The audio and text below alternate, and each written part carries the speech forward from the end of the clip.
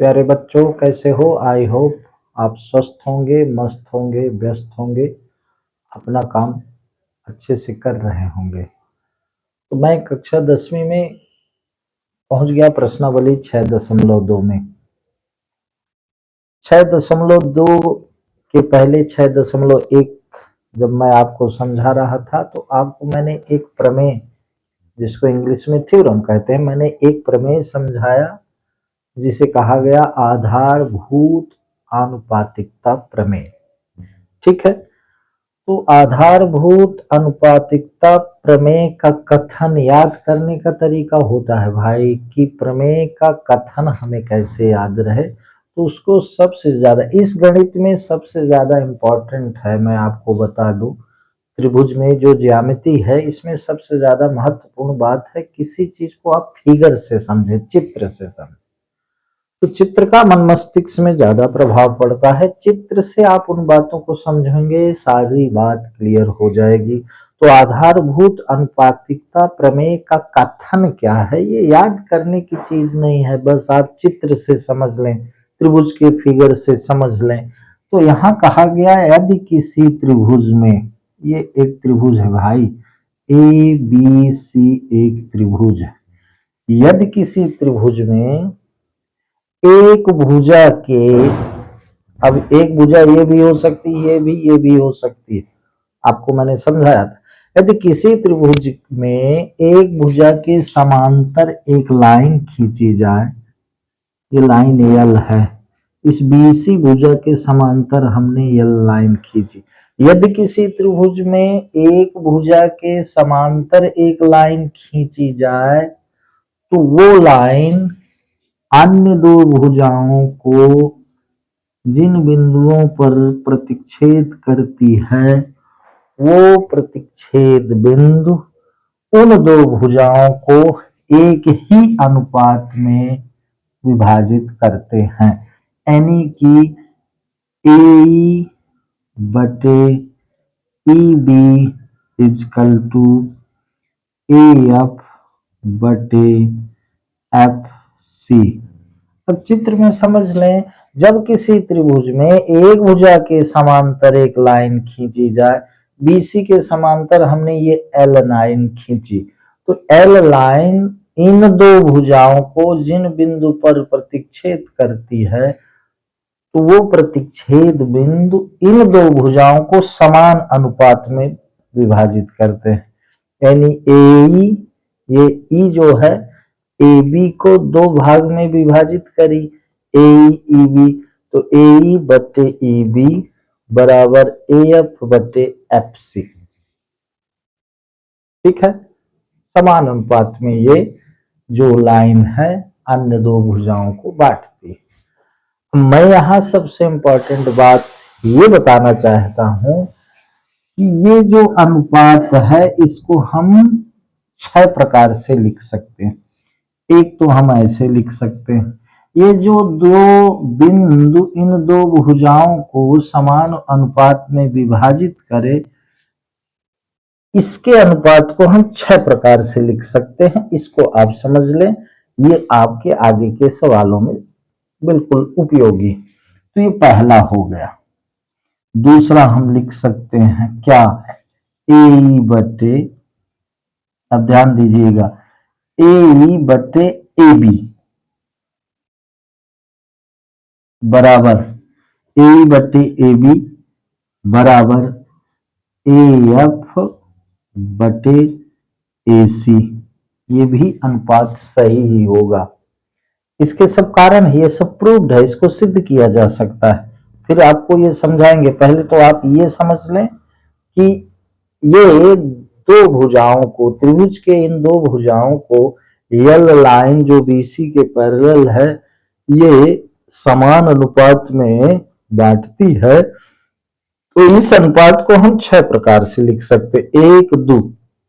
अब हम इसको कैसे लिख सकते हैं, हम इसको ऐसे भी लिख सकते हैं क्या, ए बी बटे ए बी बराबर एफ सी बटे ए सी। 3 प्रकार से हुआ। इसका उल्टा कर दें तो 3 प्रकार और प्राप्त हो जाएगा। तो ये चौथा प्रकार आपका हो गया क्या, ई बी बटे ए बराबर, इसको उल्टा लिख दें, एफ सी बटे ए एफ, एफ सी बटे ए एफ, और फिर पांचवा इसका उल्टा लिख दें, अर्थात ए बी बटे ए बराबर ए सी बटे ए एफ, ए सी बटे ए एफ, और फिर छठवां नंबर इसका उल्टा लिख दें, ए बी बटे ई बी बराबर ए सी बटे एफ सी। ये ए बटे ई बी ए एफ बटे एफ सी, ये समान अनुपात में दो भुजाओं को बांटा गया। अब हम इसको 6 प्रकार से लिख सकते हैं, 6 प्रकार से। ये अनुपात की समानता को हम 6 प्रकार से लिख सकते हैं, 1 2 3 4 5 6, 3 प्रकार, इनका उल्टा 6 प्रकार। इसको प्लीज लिख लीजिएगा, अच्छे से लिख लीजिए, ये कोई कठिन बात नहीं। बस यहां मैंने कहा ए अपान ई बी, फिर मैंने कहा दूसरे में कि ए बटे पूरी भुजा ए बी, फिर ए एफ बटे, इसको ध्यान से देखेंगे तो आपको समझ में। ये जो 6 प्रकार से हम इसको लिख सकते हैं भुजाओं के अनुपात के समान, भुजाओं के अनुपात की समानता को, ये हमको आगे के सवालों को सॉल्व करने में, हल करने में बहुत मदद करेगा। फिर अभी आप क्वेश्चन देखें, फिर ये कैसे हुआ इसको आपको मैं प्रूव करके देखूं, ये बात समझ में आई। तो ये आधारभूत आनुपातिकता प्रमेय में जो दो भुजाओं के अनुपात की समानता है, इसको हम 6 प्रकार से लिख सकते हैं। तो इसको प्लीज आप देख लीजिएगा, आपके बहुत काम की चीज है। अब आइए आगे हम सवाल करते हैं, ठीक है, इसको मिटा देते हैं। अब सवाल कर लेते हैं। सवाल के पहले हम प्रश्नावली 6.2 के कुछ सवाल करें। इसके पहले आधारभूत आनुपातिकता प्रमेय यानी प्रमेय शायद 6.2 है, उसको मैं आपको समझा देता हूं। वो है आधारभूत आनुपातिकता प्रमेय का विलोम, प्रमेय 6.2। देखिएगा प्लीज, प्रमेय 6.2 आपको समझा रहा हूं, जो आधारभूत अनुपातिकता प्रमेय का विलोम है, उल्टा। ठीक है, चित्र से इसको भी समझ ले, इसके कथन को हम चित्र से समझ लें। ए बी सी ये कोई त्रिभुज है, ठीक है। कहा गया आधारभूत अनुपातिकता प्रमेय का विलोम, उसका उल्टा। अब देखिएगा, उसमें एक समांतर रेखा हम खींचते थे, इसमें हम सिर्फ एक रेखा खींचेंगे। आधारभूत अनुपातिकता प्रमेय का उल्टा विलोम कहा गया, यदि किसी त्रिभुज में एक रेखा, ये रेखा L, दो भुजाओं को समान अनुपात में विभाजित करती है, तो वह तीसरी भुजा के समानांतर होगी। लिखा है, यदि एक रेखा किसी त्रिभुज की दो भुजाओं को एक ही अनुपात में विभाजित करे तो वह तीसरी भुजा के समांतर होती है। यदि किसी त्रिभुज में एक रेखा त्रिभुज की दो भुजाओं को समान अनुपात में विभाजित करती है, अब यहां समान अनुपात दिया गया, उसमें हमको समान अनुपात सिद्ध करना था, ठीक है। इसमें समान अनुपात दिया, तो प्रमेय 6.2 में दिया है क्या, हम यहां से शुरू करेंगे, सिद्ध करना आपको सिखा रहे हैं। तो इसमें दिया है क्या, दिया है त्रिभुज ए बी सी जिसमें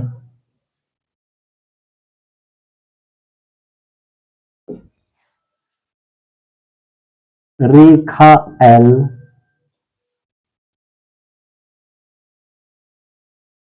दो भुजाओं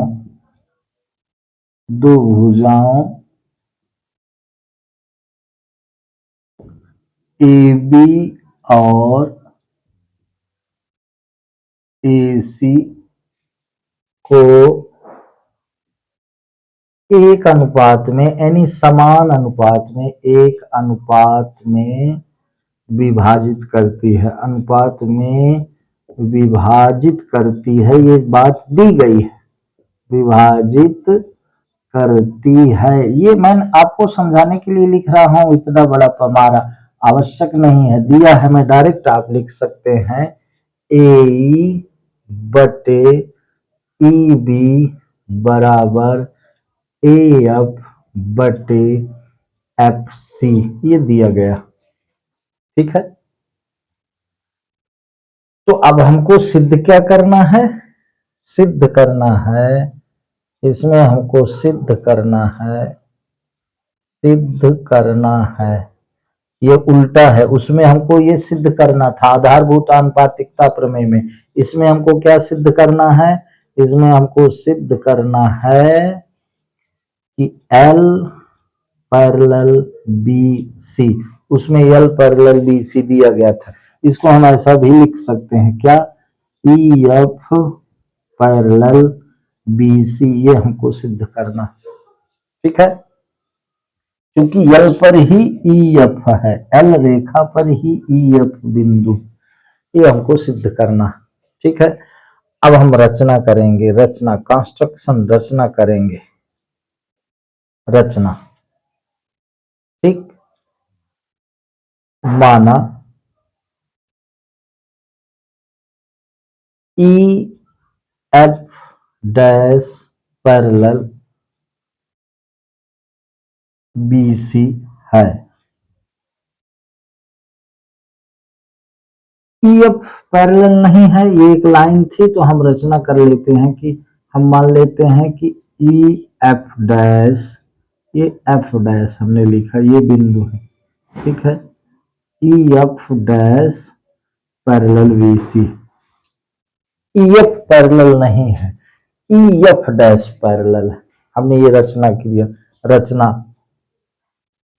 तो माना ई एफ पैरेलल यानी समांतर बीसी है, या कि इसको ऐसा लिख सकते हैं कि हम, ये ज्यादा सही रहेगा, हम यहां रचना में लिख दें कि E F dash parallel BC एक रेखा खींचा, ऐसा कह सकते हैं, खींचा, ठीक है। ई एफ पैरेलल नहीं है, E F dash parallel B C, ठीक। अब उपपत्ति, उपपत्ति में अब हम क्या लिखेंगे, अब देखिएगा हम सिद्ध क्या कर रहे हैं, हम सिद्ध कर रहे हैं कि एल पैरेलल बी सी है, या पैरेलल माने समांतर, एल समांतर बी सी है, या कहें ई एफ समांतर बी सी है, ये चीज हम सिद्ध कर रहे हैं, ठीक है। तो यहां लिखेंगे चूंकि ई एफ पैरेलल यानी समांतर बी सी है, अतः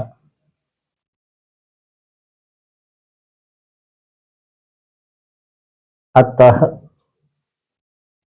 ए बटे ई बी बराबर ए एफ डैश बटे एफ डैश सी, क्यों ऐसा लिख सकते हैं, अब चूंकि E F parallel B C है तो आधारभूत अनुपातिकता प्रमेय से हम लिख सकते हैं ए बटे ई बी, ए बटे ई बी बराबर ए एफ डैश बटे एफ डैश सी, क्यों हमने लिख लिया, हमने लिख लिया आधारभूत, यहां लिखेंगे आधारभूत आनुपातिकता प्रमेय से, ये बड़ा बड़ा आ लिखें, इसका मतलब समझ लें, आधारभूत आनुपातिकता समानुपातिकता प्रमेय से, आधारभूत समानुपातिकता प्रमेय से, समानुपातिकता प्रमेय से हमने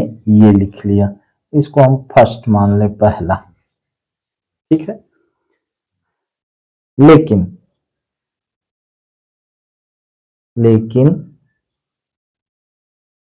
ए बटे ई बी बराबर ए एफ बटे एफ सी, ए एफ बटे एफ सी।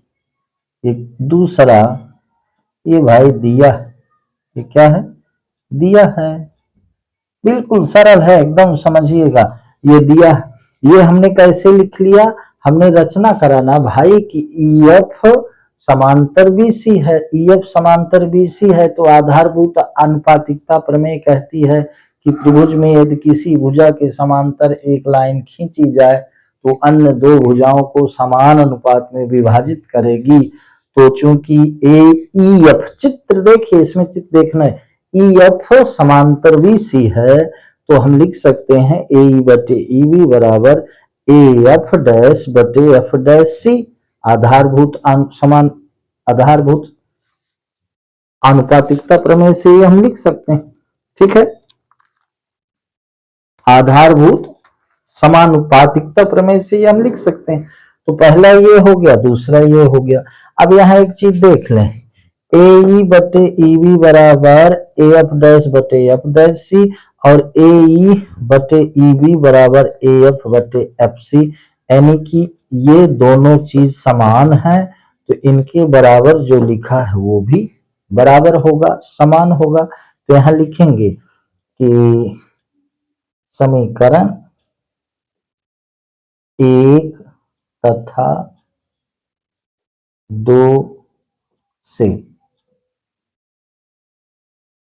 एक ये है, दो ये, तो इससे हमको क्या प्राप्त हुआ, चूंकि ए ई बटे ई बी बराबर ये है और ए ई बटे ई बी बराबर ये है तो ये बराबर ये हम लिख सकते हैं, ठीक है। तो हमने लिखा क्या, A F dash F dash C बराबर ए एफ बटे एफ सी, ये हमने लिख लिया, ठीक है।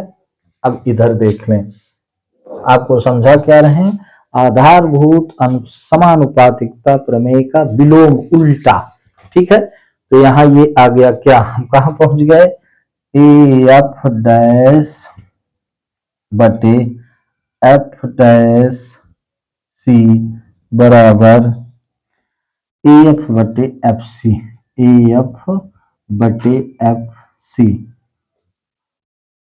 अब दोनों ओर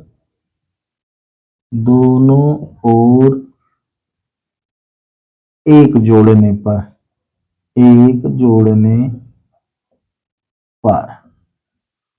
अब दोनों ओर हम एक जोड़ रहे हैं, इसके दोनों ओर हम एक जोड़ रहे हैं। तो यहां देख लें, ए एफ डैश बटे एफ डैश सी धन 1 बराबर ए एफ बटे एफ सी धन 1। अब समीकरण के दोनों पक्षों में कोई संख्या हम जोड़ें, सेम एक ही प्रकार की संख्या जोड़े, घटाए, गुणा करें तो उसके मान में कोई परिवर्तन नहीं होता।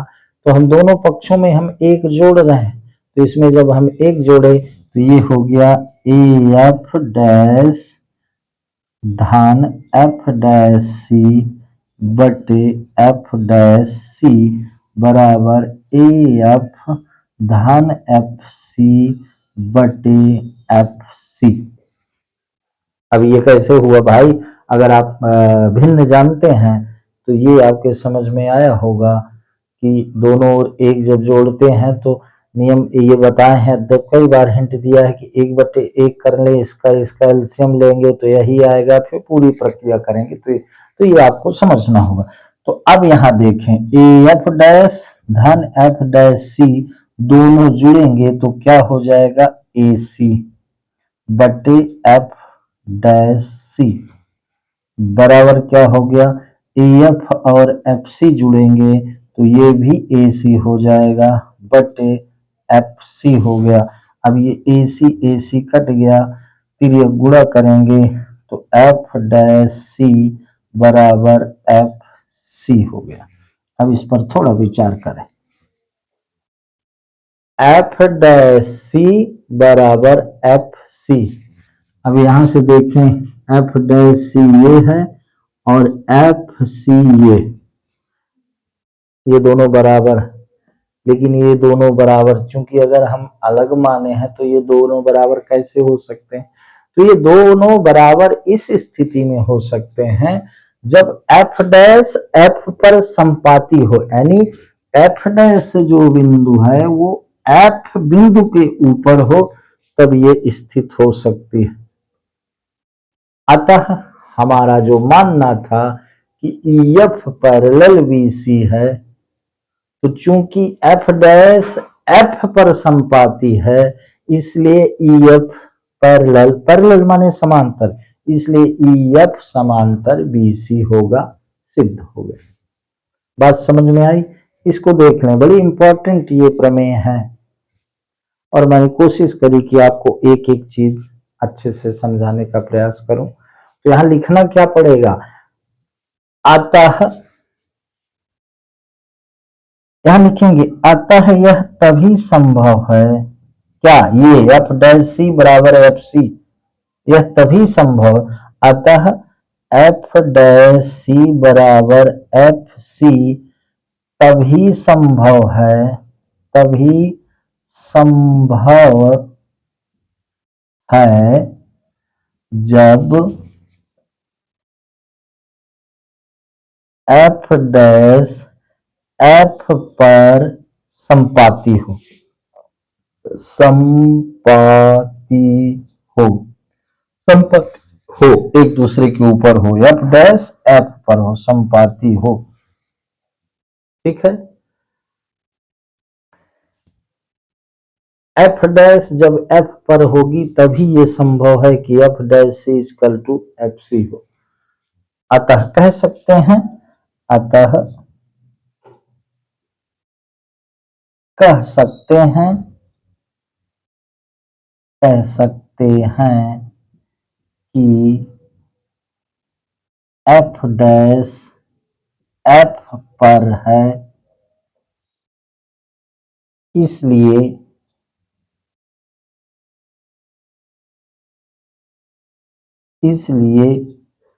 एफ डैश एफ पर है, इसलिए EF समांतर BC है। ये सिद्ध हो गया, ये सिद्ध हुआ, सिद्ध हुआ। बस इतना सा लिख देना। ठीक है, हमने एक रचना करी थी कि EF पैरेलल BC है, लेकिन हम इस स्थिति पे पहुंचे कि भाई एफ डैश जो बिंदु है वो एफ पर ही है, तो चूंकि EF समांतर EF डैश समांतर BC है और एफ डैश एफ पर है, तो EF समांतर BC है, ये सिद्ध हो गया। तो इस तरह से हम थ्योरम प्रूफ करते हैं, प्रमेय सिद्ध करते हैं। और मैं आपको बता दूं, सबसे ज्यादा इंपॉर्टेंट है इस चित्र को आपको समझ में आना चाहिए। ठीक है, उसमें आपको बता दूं, ये गणित त्रिभुज कक्षा 10वीं में जो त्रिभुज टॉपिक है, बच्चों को सबसे ज्यादा कठिनाई इसी में आती है। मेरा ऐसा मानना है कि यदि आप चित्र पर विचार करेंगे, चित्र के अनुसार चीजों को समझने का प्रयास करेंगे, तो फिर इसमें कोई कठिनाई है। मेरे लिए तो सबसे इंटरेस्टिंग है। बात समझ में आई? इसको प्लीज आप करिएगा। मैं इसको मिटाता हूं, फिर चलता हूं काहे पर, प्रश्नावली 6.2 के प्रश्नों पर। ठीक है, अब स्टेटमेंट एक बार फिर आपसे दोहरा देता हूं। किसका स्टेटमेंट? कथन किसका? आधारभूत समानुपातिकता प्रमेय का, विलोम का। यदि किसी त्रिभुज में एक लाइन दो भुजाओं को एक अनुपात में विभाजित करती है, तो वह लाइन तीसरी भुजा के समांतर होगी। चित्र में देखें तो यही, यदि किसी त्रिभुज में एक लाइन त्रिभुज की दो भुजाओं को यानी ABAC को समान अनुपात में विभाजित करती है। समान अनुपात यानी यदि AE बटे EB बराबर AF बटे FC है तो वह लाइन तीसरी भुजा के समांतर होगी, अर्थात EF समांतर BC होगी अगर EF दो भुजाओं को समान अनुपात में एक ही अनुपात में विभाजित करती है। तो बात समझ में आई? मेरा पूरा भरोसा है आपको बात समझ में आई होगी, इसलिए मिटाए देते हैं। आप वीडियो रोक करके वहां पर लिखिएगा। अब आइए चलते हैं प्रश्नों पर। ठीक है, पहला प्रश्न 6.2 का पहला प्रश्न 6.2 का यही दोनों प्रमेय उन प्रश्नों में आपके हल करने में काम आएगी। अब देखिए यहाँ चित्र बना है, दो चित्र बने हैं। एक चित्र इस तरह से बना हुआ है, उसमें अब बिल्कुल सरल है, ये एक लाइन है, और एक चित्र थोड़ा सा बड़ा ऐसे बना हुआ है और एक लाइन इसमें ऐसी ये लाइन खींची हुई। ठीक है, यहाँ ये क्या लिखा है ABC और इसमें भी लिखा है ABC, लेकिन ये DE लाइन है, ये DE है, क्या है DE है, और वो भी DE है, DE ये। ठीक है, अब इसमें दिया है, यहाँ पर दिया है 1.5 सेंटीमीटर और यहाँ पर दिया है 3 सेंटीमीटर। फिर यहाँ दिया है दिया है 1 सेंटीमीटर और इधर दिया है DB दिया है 7 सेंटीमीटर और इधर 1.8 दिया है ये क्या A, और वो दिया है 5.4 EC, 5.4 EC 5.4 सेंटीमीटर। चित्र को देखें, प्रश्न क्रमांक 1 कहता है, ये प्रश्न क्रमांक 1 है भाई, प्रश्न 1 ये कहता है 6.17 पहला और दूसरा में DE समानांतर BC है, तो पहले में EC और दूसरे में AD ज्ञात करना है। पहले में EC ज्ञात करना है और दूसरे में AD ज्ञात करना है। ये दिया गया और दिया क्या है, पहले और दूसरे में क्या दिया गया है 6.17 चित्र में कि DE पैरेलल BC। तो इसको हल कैसे करेंगे, पहले हम EC कैसे ज्ञात करेंगे, तो पहला हम प्रश्न क्रमांक 1 का पहला हल करें। यहाँ दिया है, हमें लिखेंगे दिया हमें क्या लिखेंगे, त्रिभुज ABC जहां क्या है DE समांतर BC है। ठीक है, अतः AD बटे DB बराबर AE बटे EC होगा। क्या होगा भाई, आधारभूत समानुपातिकता प्रमेय से हमने कहा था कि इन्हीं दो प्रमेयों का आगे हमको इसमें ज्ञात क्या करना है, प्रश्न कहता है EC ज्ञात करना है। इस फिगर में EC, पहले वाले फिगर में EC ज्ञात करना है, दूसरे वाले फिगर में AD ज्ञात करना है। AD पहले में ज्ञात करना है EC, ऐसा प्रश्न में भी लिखा है। ठीक है, तो चूंकि ABC त्रिभुज में ये DB समांतर BC के है, इसलिए आधारभूत समानुपातिकता प्रमेय से AD बटे DB बराबर AE बटे EC होगा। वही हमने लिख लिया। अब AD का मान है 1.5, DB का मान है 3 बराबर AE का मान है 1 और EC हमें ज्ञात करना है, ये EC हो गया। तो तिर्यक गुणा करें तो 1.5 EC बराबर 3 हो गया। तो EC बराबर यहाँ 3/1.5 हो गया। यहाँ दशमलव के इधर एक अंक है, एक जीरो रख लें तो ये दशमलव हट गया, 15 दूना 30, यानी EC बराबर 2 सेंटीमीटर आ गया। ये आ गया EC बराबर 2 सेंटीमीटर। बात समझ में आई? चूंकि ABC एक त्रिभुज है जिसमें ये DE BC के समांतर है, इसलिए आधारभूत समानुपातिकता प्रमेय से AD/DB बराबर AE/EC होगा। यही हमने यहाँ पर लिख दिया, यहाँ बता दिया आधारभूत समानुपातिकता प्रमेय से। फिर बस इसका मान मैंने रख दिया, हल कर दिया, EC का मान आ गया। अब दूसरे में वही है, चूंकि DE समांतर BC है, इसलिए उसी त्रिभुज में ABC ये पूरा लिख लेंगे, इसलिए AD/DB बराबर AE/EC।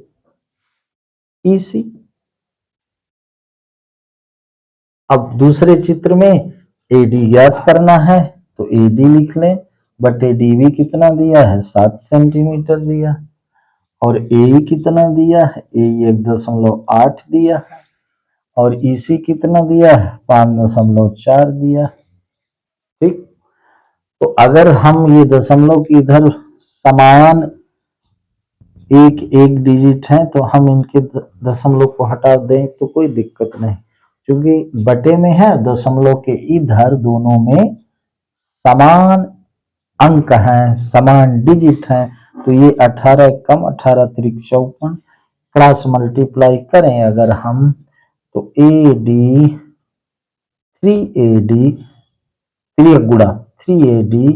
बराबर 7, तो AD बराबर हो गया 7/3।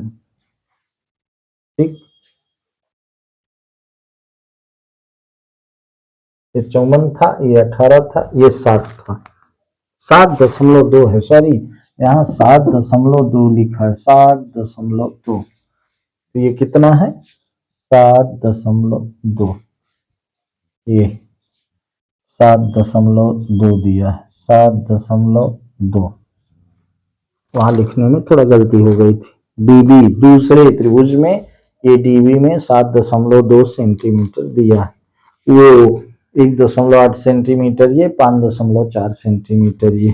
ठीक है, तो अब ये दशमलव की इधर एक अंक है, इधर जीरो रख लें तो ये दशमलव हट गया।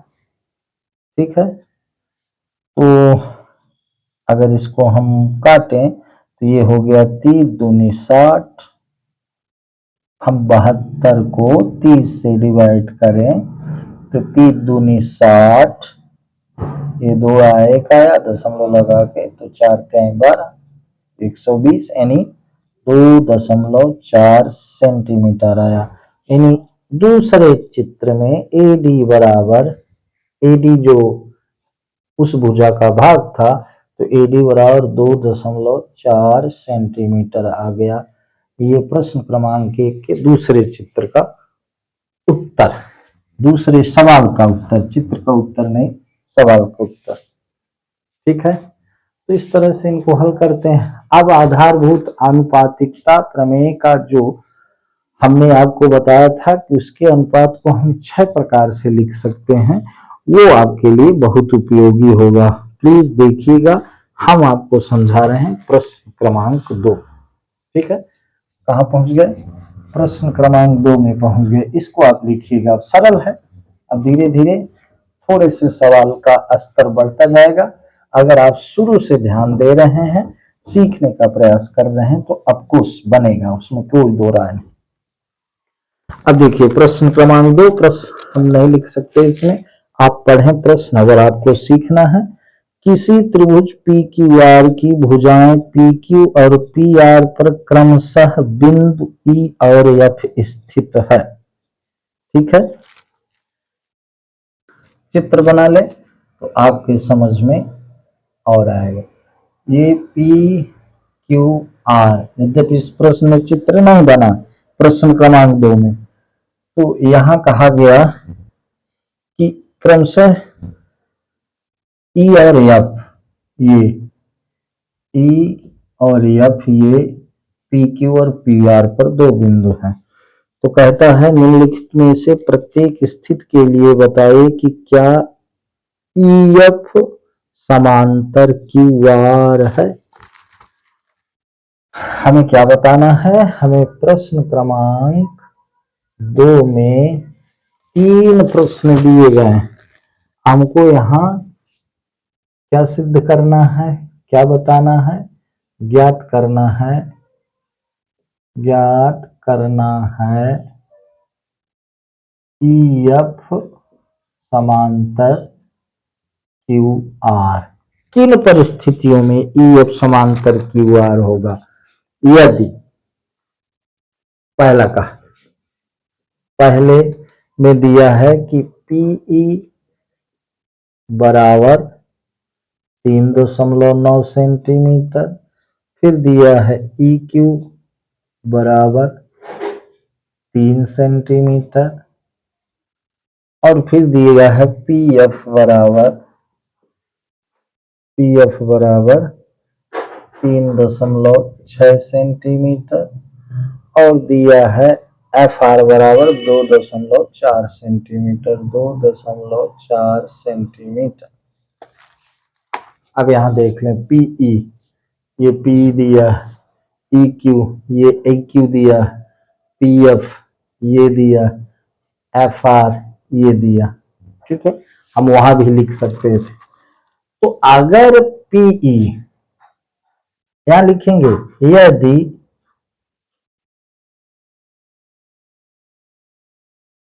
ई एफ समांतर क्यू आर है तो ई एफ बटे एफ, पी, यदि ई एफ समांतर क्यू आर है तो पी बटे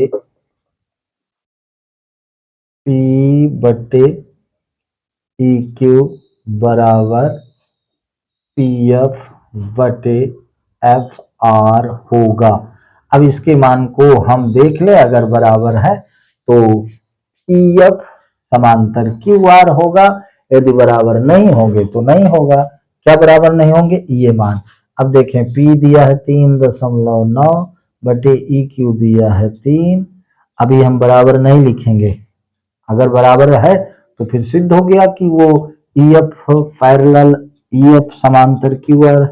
पी एफ क्या है 3.6 और एफ आर क्या है 2.4। हमने आपसे कहा था कि अगर दशमलव के इधर समान अंक है और वो भाग में है तो ये दशमलव अपने आप हट जाएगा। इधर दशमलव के इधर 9 है, 1 0 हम रख सकते हैं तो ये हट गया। अब देखें 12 3 36, 12 दूना 24, और ये क्या हुआ, ये आपका हुआ 3 1 3, 3 त्रिकाएं 9 और 3 दाहम 30, यानी कि 13/10, और ये अनुपात आया कितना 3/2।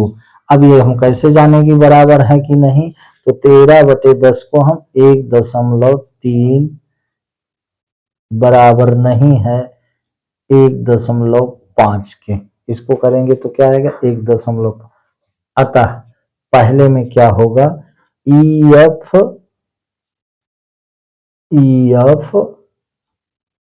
Is not parallel Q R, ये पैरेलल नहीं है। क्योंकि पैरेलल बताना है ना, प्रत्येक स्थिति के लिए बताइए, प्रश्न क्रमांक 2, प्रत्येक स्थिति के लिए बताइए क्या ई एफ समांतर क्यू आर है। नहीं, ई एफ समांतर क्यू आर नहीं है। ठीक है, क्योंकि ये इसका अनुपात बराबर नहीं आ रहा, ये तो समझ गए होंगे, इसी तरह से कर लेंगे। अब दूसरे में देख लें, चित्र यही, दूसरे में कह रहा है P 4 है, QU 4.5 है, PF 8 है, RF 9 है। तो RF कहें चाहे FR करें, सिर्फ आपको भ्रमित करने के लिए। तो इसमें देख लें, अगर PE 4 है, दूसरा बता रहा हूं, दूसरा प्रश्न क्रमांक 2 का दूसरा P कितना है 4 है, Q कहें चाहे EQ कहें तो वो कितना है, वो है 4.5। अभी बराबर नहीं करेंगे, बराबर होगा तब ना बराबर करेंगे, और बराबर हो जाएगा तो EF पैरेलल QR हो जाएगा, वही तो सिद्ध करना है। अब PF कितना है 8 है, और PF FR कहें चाहे RF कहें वो 9 है। ठीक है, तो अगर इधर हम 1 0 रख लें तो ये हट गया, तो 5 अट्ठे 40, 5 9 45, 8/9 बराबर है 8/9 के। कहने का मतलब ये कि यहाँ PE/EQ, उसमें लिखा है P/QE, तो EQ लिखें चाहे QE लिखें एक ही बात, P/QE बराबर PF/RF, ये बराबर है, इसलिए इसमें अतः दूसरे में, प्रश्न क्रमांक दूसरे में EF पैरेलल समांतर है QR के। ठीक है, दूसरे में समांतर है तो उसमें हाँ यस नो बताना है, उत्तर में आपके यही लिखा है कि बताना है कि है कि नहीं है, तो आपके दूसरे में नहीं है, मेरा वो देखा हुआ, दूसरे में है, दूसरे में है, और तीसरे का आप देख लेते हैं, पहले में नहीं है दूसरे में है, तीसरे में इसी तरह तीसरा देख लेंगे। अब तीसरा मैं बताना आपको जरूरी समझता हूं, क्योंकि यहाँ PQ PR PF लिखा है, PQ PR ऐसा लिखा है। तीसरा समझाता हूं, थोड़ा सा आपको लिए कंफ्यूजन, ये दो समझ गए। प्रश्न क्रमांक 2 में पहले में EF समांतर नहीं है QR के, दूसरे में EF समांतर है QR के। अब तीसरे में देख लें क्या, तीसरा देख लेते हैं। तीसरे में अब देखो दिया गया PQ 1.28, तीसरा है प्रश्न क्रमांक दूसरा का तीसरा, PQ कितना दिया है, PQ दिया है 1.28 1.28 सेंटीमीटर, और फिर दिया है PR 2.5 है, PR दिया है 2.56 सेंटीमीटर। इसके बाद PE दिया है, PE दिया है 0.18 सेंटीमीटर, और फिर PF दिया है, PF आपका दिया है 0.36 सेंटीमीटर। अब देखिए PQ दिया,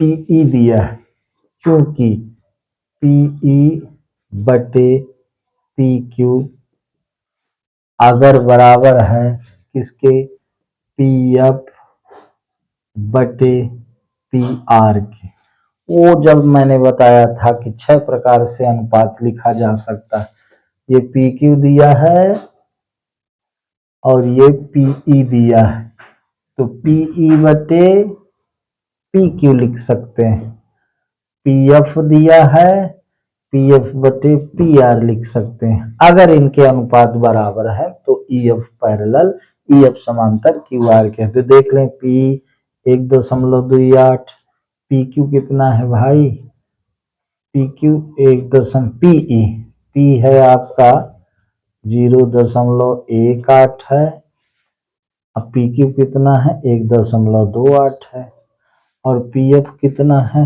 0.36 है, और PR कितना है 2.56 है।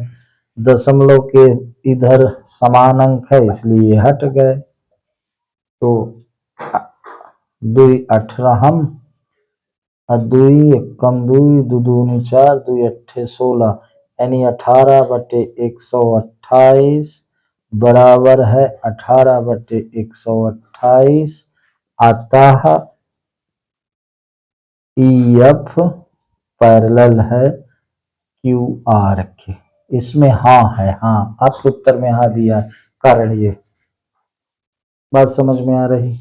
तो इस प्रकार से हम चित्र पर फोकस करेंगे सबसे ज्यादा आवश्यक है इन प्रश्नों में कि आपसे चित्र समझ में आने चाहिए कि चित्र में लिखा क्या है, कहता क्या है। और अभी मैं 6.2 के प्रश्नों को आपको बता दूं। इन प्रश्नों को हल करने के लिए आपको आधारभूत अनुपातिकता प्रमेय का मतलब, उसके विलोम का मतलब और उसके अनुपात को 6 प्रकार से लिया जा सकता है, लिखा जा सकता है, ये मतलब आपको समझना ही होगा। आइए देखते हैं प्रश्न क्रमांक 3। अब देखो प्रश्न क्रमांक 3 बहुत सरल है, चित्र बना हुआ है, बच्चे इसमें परेशान होते हैं, परीक्षा में आ ही जाता है। देखें प्रश्न क्रमांक 3 आपको अपने तरीके से समझाने का प्रयास करते हैं। प्रश्न क्रमांक 3 चित्र ये बना। प्रश्न क्रमांक 3 में ये चित्र बना है, आप देखिएगा ये चित्र बना है। यहाँ है ALC, ये AL, ये बिंदु L है, ये बिंदु C है, ठीक है। प्रश्न क्रमांक 3 आकृति 6.18 में यदि LM पैरेलल CB है, ALC हो गया, यहाँ M हो गया, यहाँ ये बिंदु B हो गया, ठीक है। ये बिंदु हो गया N और ये बिंदु हो गया D।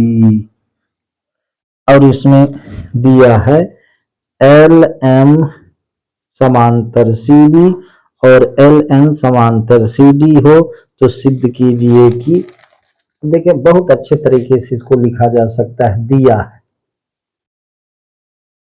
दिया है भाई, क्या दिया है, दिया है, चित्र बना है तो चित्र दिया है, तो चित्र में दिया क्या है, सीधे लिखें LM समांतर, ये LM समांतर BC, LM समांतर BC या कि CB तथा LN समांतर CD, LN समांतर ये CD, ये दिया है। सिद्ध क्या करना है, तो यहां लिख दें सिद्ध करना है, सिद्ध करना है। प्रश्न क्रमांक 3 समझा रहा हूं बाबूजी। सिद्ध करना है AM बटे AB, AM बटे AB बराबर AN बटे AD, AN बटे AD, AM बटे AB, ठीक, AN बटे AD, ये हमको सिद्ध करना। अब बस आधारभूत अनुपातिकता प्रमेय का इसमें रोल है, कुछ नहीं है। अब हम सीधे चल गए उपपत्ति में। उपपत्ति में हम लिखेंगे मेरे भाई, क्या लिखें, त्रिभुज ACB में, ACB में चूंकि LM समांतर CB है, इसलिए क्या, अब हमको एक चीज ध्यान देना है, सिद्ध क्या करना है उसको ध्यान रखते हुए हम चीजों को लिखें। सिद्ध करना है AM बटे AB, तो त्रिभुज ACB को देखें, ACB में ये समांतर है इसके, तो कहने का मतलब ये M और L बिंदु त्रिभुज ACB की AC और AB भुजा को समान अनुपात में विभाजित करेगा। ये आधारभूत समानुपातिकता प्रमेय कहती है। चूंकि LM पैरेलल समांतर CB है, इसलिए हम क्या लिखेंगे, हम लिखेंगे AL बटे AC, ठीक है, बराबर AM बटे AB, AL बटे AC बराबर AL बटे AC। ऐसा मैंने कहा था कि जब किसी त्रिभुज में एक रेखा उसकी किसी रेखा के समांतर खींची जाएगी तो अन्य दो भुजाओं को समान अनुपात में विभाजित करेगी। वो अनुपात 6 प्रकार से लिखा जाता है। वहां सबसे ज्यादा ध्यान देना, इसको हम लिख सकते हैं क्योंकि ML समानांतर BC है, समांतर BC है, इसलिए हम AL बटे AC लिख सकते हैं। हमने लिखा AL बटे AC, तब उसको हम लिख सकते हैं AM बटे AB। ये हो गया पहला। और यहां लिखेंगे आधारभूत आनुपातिक समानुपातिकता प्रमेय से, ये प्रमाण हम देंगे प्रमेय से, ठीक है। इसी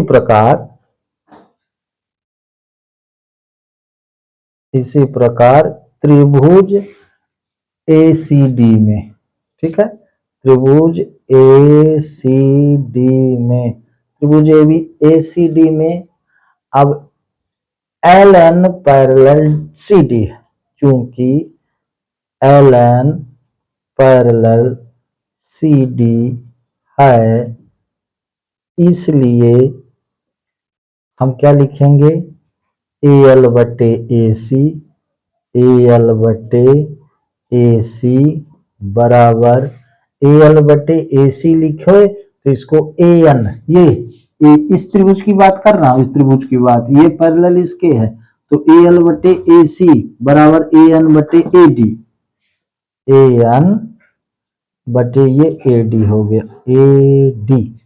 इसको हम दूसरा ले लेंगे और यहां लिख देंगे वही आधारभूत समानुपातिकता प्रमेय से, आधारभूत समानुपातिकता प्रमेय से।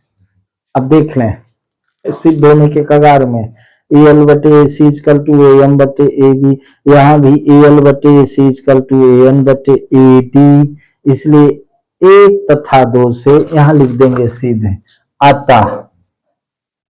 अतः समीकरण 1 तथा 2 से, अब 1 तथा 2 से क्या, AL बटे AC बराबर ये है, AL बटे AC बराबर ये है, तो ये बराबर इसके हो गए, क्योंकि ये दोनों बराबर है भाई, ठीक है, ये दोनों बराबर है तो इसके बराबर जो होगा आपस में बराबर होगा, तो हम सीधे लिख दें AM बटे AB बराबर AN बटे AD। यही सिद्ध करना था, यही ना सिद्ध करना था भाई, यहां लिख दें सिद्ध हुआ, बात खत्म, सिद्ध हुआ। इस तरह से अगर मैंने कहा था कि अगर 6 प्रकार से वो आपको लिखते आता है तो आपके लिए ये सवाल अत्यधिक सरल होंगे।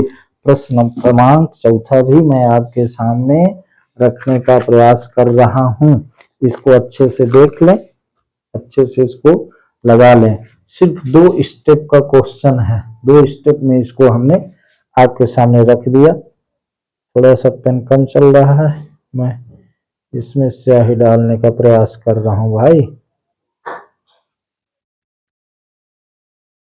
ठीक है, इसको देख लिए, ये 2 स्टेप में, और आधारभूत आनुपातिकता प्रमेय का इसमें रोल है। ये प्रश्न क्रमांक 3 है, सामान्य रूप से परीक्षाओं में इसको दिया जाता है। आइए प्रश्न क्रमांक 4 आपको समझाते हैं। करेक्ट इसी तरह से सिर्फ चित्र पर फोकस करना है, यकीन माने अगर आप बताए गए के अनुसार चित्र पर ध्यान देंगे, नहीं समझ में आएगी कमेंट करिए, बताइए दिक्कत कहाँ है, तो आपको ये सवाल पूर्णतः समझ में आएंगे, मेरा दावा है। प्रश्न क्रमांक 4 हम बना लेते हैं क्या, चित्र। सबसे पहले इसमें हम चित्र बनाते हैं, क्योंकि चित्र का सबसे बड़ा रोल है भाई। ये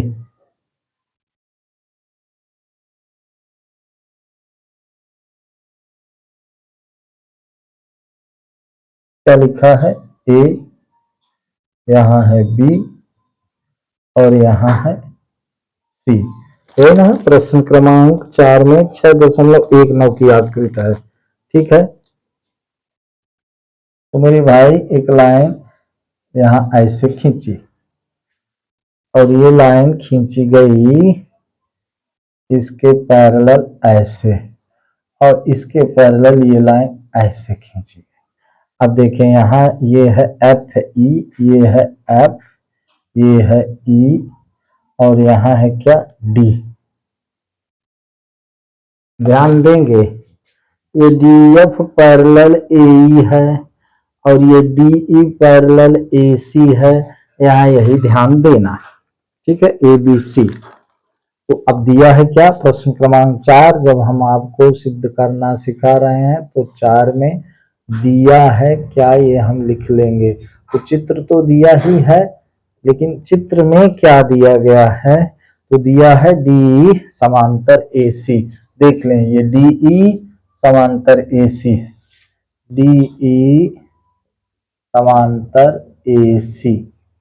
और फिर क्या दिया है, डी एफ समांतर ए ई, डी एफ समांतर ए ई, डी एफ समांतर ए ई।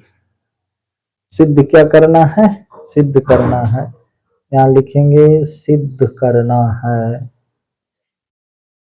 आज सिद्ध करना है बाबू, यहाँ सिद्ध करना है आपको बी एफ अपान एफ ई, बी एफ अपान एफ ई, बी एफ अपान एफ ई बराबर बी ई अपान ई सी, बी ई अपान ई सी।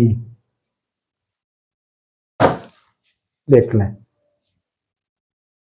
बी एफ अपान एफ ई, बी एफ अपान एफ ई, यही ना है, बी एफ अपान एफ ई,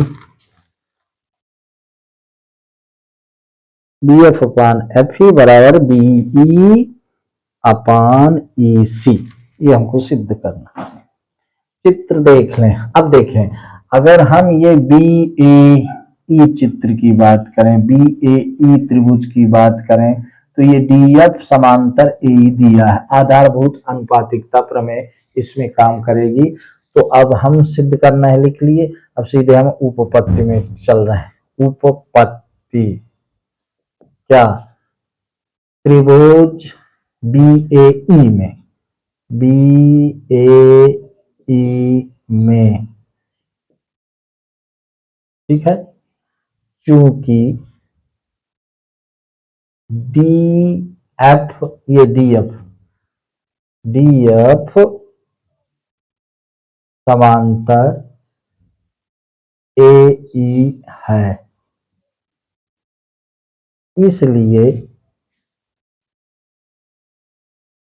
हमने इसको बी ए ई लिखा, क्योंकि हमको B D upon D A लिखना है और B F upon F E लिखना है। ये B F upon F E दिया है, तो चाहे हम A D upon D B लिखें, ठीक है, और E F upon F B लिखें, और चाहे हम B D upon D A लिखें और बी एफ अपान एफ ही लिखें, तो हम क्यों ना बी एफ अपान एफ ई लिखें, यही तो हमको सिद्ध करना है। ठीक है, हम इधर से ले रहे हैं रेशियो। ठीक, तो त्रिभुज बी ए ई में डी एफ समांतर ए ई है, इसलिए डी बी बटे बी डी कर लें, बी डी बटे बी डी बटे डी ए बराबर बी एफ बटे एफ ई। पहला क्यों, वही आधारभूत समानुपातिकता प्रमेय से, समानुपातिकता प्रमेय से लिख लिया मैंने भाई। ठीक, इसी प्रकार यहां लिखेंगे त्रिभुज बी ए सी में, बी ए सी में, बी ए सी में क्या है, डी ई पैरेलल डी समांतर ए सी है।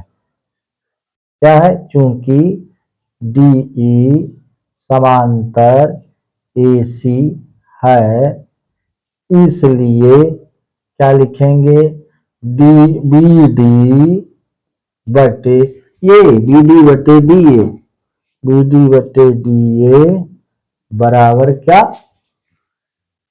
अब ये डी समांतर एसी है ना, तो ये ई बिंदु इस बी सी को बी ई अपान ई सी में विभाजित कर रहा, तो लिख दे बी अपान ई सी, ये हो गया दूसरा। कारण वही है, आधारभूत आनुपातिकता प्रमेय, समानुपातिकता प्रमेय, ये लिख देंगे आधारभूत समानुपातिकता प्रमेय। तो पहले दूसरे से, अतः समीकरण 1 और 2 से, अब यह देख ले, बी डी बटे डी ए बराबर ये है, बी डी बटे डी ए बराबर ये है, तो ये इसके बराबर होगा, सीधी सी बात, ठीक है ना। अतः यहां लिखेंगे, अतः समीकरण 1 तथा 2 से क्या प्राप्त हुआ, बी एफ बटे एफ ई बराबर बीई बटे ई सी। सिद्ध हुआ, बात खत्म, सिद्ध हो गया। बोलो जय सिया राम। बी एफ बटे एफ सी, बी एफ बटे एफ सी बराबर बी बटे ई सी। इतनी बात समझना होगा, बी डी बटे डी ए, बी डी बटे डी ए, ये दोनों एक ही चीज है, तो इनके बराबर जो चीजें हैं वो भी बराबर होंगी आपस में, इतना ही लिखना है, बाकी खत्म, प्रश्न में कुछ है ही, ठीक है। इस तरह से अगर आपको समझ में आ रहा है तो प्लीज आप अपने कमेंट्स बॉक्स में, नहीं समझ में आया तो जरूर लिखें, समझ में आ रहा है तो भी लिखें कि आ रहा है भैया समझ में, ठीक है। बहुत इंपॉर्टेंट गणित है, मैं आपको बता दूं बच्चे, ये गणित ज्यादातर बच्चों को समझ में नहीं आती, क्योंकि पहले ये ज्यादा है भी नहीं, बच्चे ध्यान भी नहीं देते। लेकिन मैं पुनः आपसे कहूंगा, अगर आपको ये चित्र में सारी बात समझ में आती है, अभी तो और आगे क्वेश्चन में जाएंगे, तो हम चित्र को देख करके खूब लिख सकते हैं, खूब लिख सकते हैं माने सारी बात लिख सकते हैं। अब चित्र नहीं समझ में आता बंधु, तो ये डी डी एफ डी भी आप याद नहीं कर सकते, इसलिए मेरी मानिएगा प्लीज सलाह, चित्र समझने का प्रयास करिएगा। अगर नहीं समझ में आता है तो निश्चित रूप से आप कमेंट्स बॉक्स में अपनी समस्या लिखिएगा। आज बस इतना ही प्यारे बच्चों, मेरे वीडियो को लाइक करें, मेरे channel you can do maths को प्लीज सब्सक्राइब करें। आज बस इतना ही, धन्यवाद।